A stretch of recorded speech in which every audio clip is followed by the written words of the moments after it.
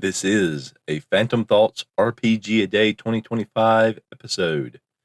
For this year, for RPG a Day, I will attempt to use the prompts to create elements of an adventure module. So hopefully by the end of the month, I'll have everything you need that you put together party characters and go on an adventure. RPG a Day 2025, Day 19, Destiny. Destiny usually means something unavoidable. In RPGs, this often plays into the chosen one scenario, a hero or heroes who are in the right place at the right time to do the thing that is fated to happen. This type of play is associated not only with railroads, but also with dice fudging and predetermined incomes, things like the famed quantum orc. But RPGs are often specific to a group of people or to a specific culture or to a specific place. And there could be multiple destinies in play that each faction could have individual and contradictory destinies for a given area or time frame, especially if the destinies in question are so generic or non-specific that you don't know the exact date or time that they will occur, just that they might occur in this area or where certain signs, looking back to yesterday's prompt, occur. So some of these destinies would be at odds. Some of them might harmonize. And certainly the destinies themselves could provide the same functionality as rumors, giving PCs an idea of what's going on and where they need to go or what they need to do or who they need to talk to in order to obtain their goals, whatever they may think of this destiny. And it may be that the destiny in question, there is no destiny in question at all involving the PCs, or that if the PCs accomplish a certain thing, the fulfillment of a destiny will simply be attributed to them, even if it probably had nothing to do with them since they were just in the area. Right place, right time. Although that itself might be destiny. But I think in an RPG and in this adventure I'm trying to put together, the big thing is, just as not railroading the PCs into necessarily taking the Lamia Noble's quest, also not railroading the PCs to fulfill any kind of destiny. They're not destined to go on this quest. They're not destined to go with this caravan. They're not destined to regain for the Lamia Noble the artifacts and magic items and books and rituals that she needs to bring her god back to this plane. So what other kind of destinies are alive in this area, in this city state? Well, besides the Lamia Noble seeing her destiny as bringing this god back to this plane and gaining power as its high priest, the other Lamia see their destiny in their general nature to prey on those around them, to be the top predator of this area. For some of them, that means going along with the Lamia Noble's plan to come into the city. For others, it means going back to the old ways, that it is their destiny to overthrow this Lamia Noble and get back to the old ways. The local militia, since they have plans against some of the local nobility, they may view their destiny to free this city-state and the areas around it from any form of royalty, nobility, of inherited power, seeking to have more along the lines of what they have with their mayor, having more power through the people, to the people, and through the people. The mayor has plans to raid the caravan. That may mean that the mayor seeks a destiny of personal power, having manipulated his way into the position he has now, maybe having posed as a liberator of the people and seeking elected position using his charisma to overcome the landed nobility in the area, to diminish their role in governing of the city-state and diminishing their power.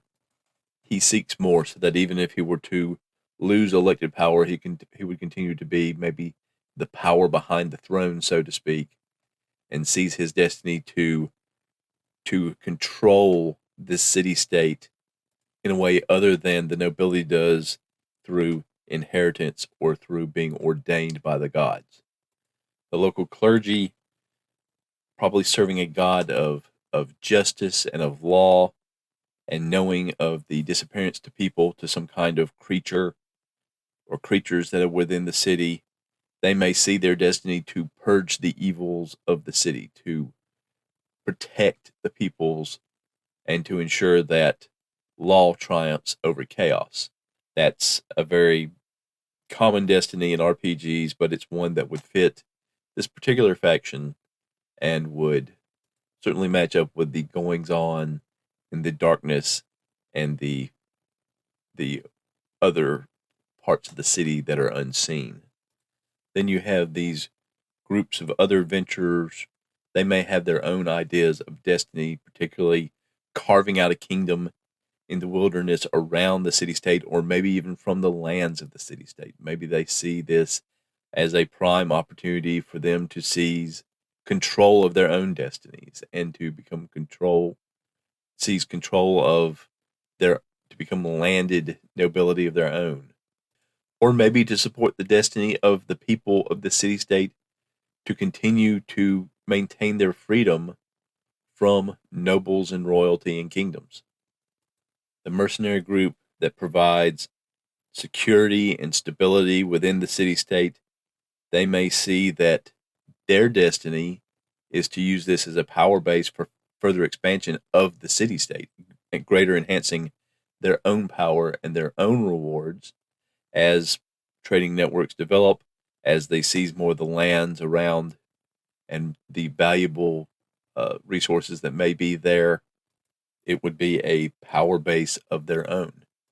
On the other hand, the rival merchant companies may have their own sense of destiny, that they are destined to control the city state more economically, and to use their economic power, to use their wealth that is generated, to take a piece of every transaction that flows through this city state on all the trade, and then use that wealth to influence the mercenary group, the local militia, the people, to gain control of the mayorship so that they can continue to get richer and richer while using their wealth to forward all control, to augment their control of the city state.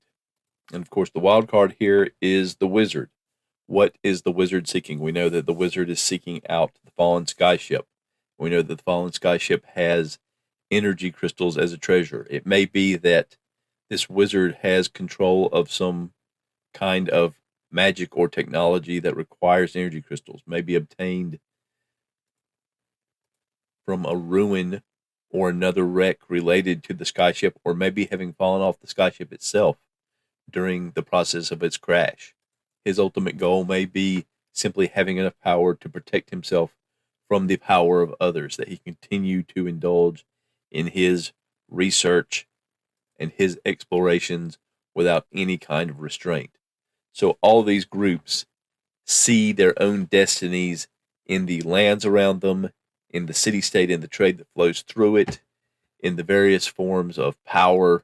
And then, of course, we have the creatures in the Lamia Noble's former lair. We have the Mind Flayer, who probably came through that glass of the cosmos and is seeking a way to bring some of its retinue through, some of its servants and followers through, so that it can seize its destiny of taking control of this area and eventually this world. Or the Shadu, who is seeking to drive off creatures like the Mind Flayer and the Lamia Noble, and seize control of this region for lawful good and leave it in the hands of lawful good creatures and leaders.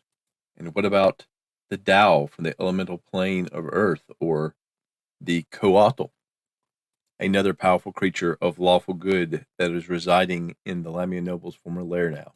And they may all view their ultimate goals as the destiny, that they will be supreme because they are powerful and because they are committed and maybe because they feel they are blessed or deserving or that they are destined to win. So that is destiny. The opening theme of this podcast was Strength of the Titans, and the closing music is Late Night Radio, both from Kevin MacLeod at Incompetech.com, licensed under Creative Commons by Attribution 4.0 license. If you have any thoughts or feedback, you can get in touch with me by leaving me a voicemail on my Google Voice number, 864-209-1441. That's 864-209-1441.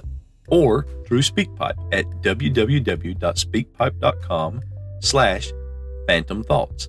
That's www.speakpipe.com/Phantom Thoughts. Or you can send me a message or an audio file on Discord, where I can be found the Pink Phantom, or through email, phantomthoughtspodcast@gmail.com. That's phantomthoughtspodcast@gmail.com. I don't have to play or read your feedback on the podcast if that is not your preference. Just let me know.